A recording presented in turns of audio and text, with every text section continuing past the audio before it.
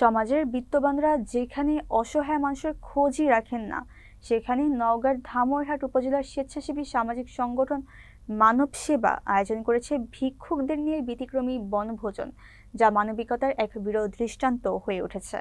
26শে December দুপুরে ধামইরহাট বালিকা উচ্চ বিদ্যালয়ের প্রাঙ্গণ থেকে 60 জন ভিক্ষুককে পরিবহনের মাধ্যমে আওতা দিঘি জাতীয় উদ্যানে নিয়ে যাওয়া হয়। সেখানে দিঘির পাড়ে পেট ভরে মাংস বিরিয়ানি দিয়ে দুপুরের খাবার পরিবেশন করেন সংগঠনের সভাপতি রাসেল মাহমুদ, সংগঠনের সদস্য ও আগত অতিথিবৃন্দ।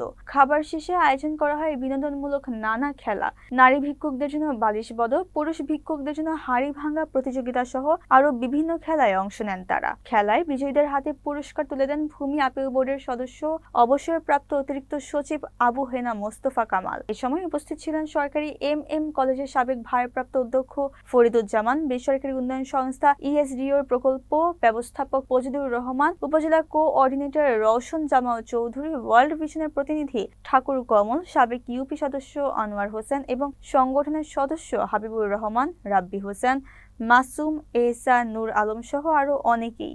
সংগঠনের প্রতিষ্ঠাতা ও সভাপতি রাসেল মাহমুদ জানান, মানুষ মানুষের জন্য এই স্লোগানকে সামনে রেখে 2018 সাল থেকে ভিক্ষুক পুনর্বাসন, অসহায়দের ঘর নির্মাণ, রমজানি ইফতার বিতরণ, শীতার্তদের মাঝে কম্বল প্রদান, দরিদ্রদের ছাগল বিতরণ সহ নানা সেবামূলক কাজ করে আসছে মানব সেবা প্রতিষ্ঠানটি। 2021 সাল থেকে প্রতি মাসে ভিক্ষুকদের মাছ, মাংস, পোলাও খাওয়ানোর এই কার্যক্রম চলছে। এই কর্মসূচির 4 বছর পূর্তি উপলক্ষে এই বনভোজনের আয়োজন করা হয়েছে। তিনি আরো বলেন, সকলের সহযোগিতা পেলে ভবিষ্যতে বৃদ্ধাশ্রম নির্মাণ সহ আরো অনেক বড় মানবিক কর্মসূচি হাতে নিতে চাই। ভূমি আপিল বোর্ডের সদস্য অবসরপ্রাপ্ত অতিরিক্ত সচিব আবু হেনা মোস্তফা কামাল বলেন, মানবের সেবা করা মহৎ কাজ, যা আল্লাহ তাআলা পছন্দ করেন। এই ব্যতিক্রমী উদ্যোগের জন্য রাসেল মাহমুদ সহ সংগঠনের সকলকে সাধুবাদ জানাই। এই আয়োজন দেখে স্থানীয়রা বলছেন, মানবিক উদ্যোগে সমাজ বদলানো সম্ভব, আর মানব সেবা প্রতিষ্ঠান তার উজ্জ্বল প্রমাণ।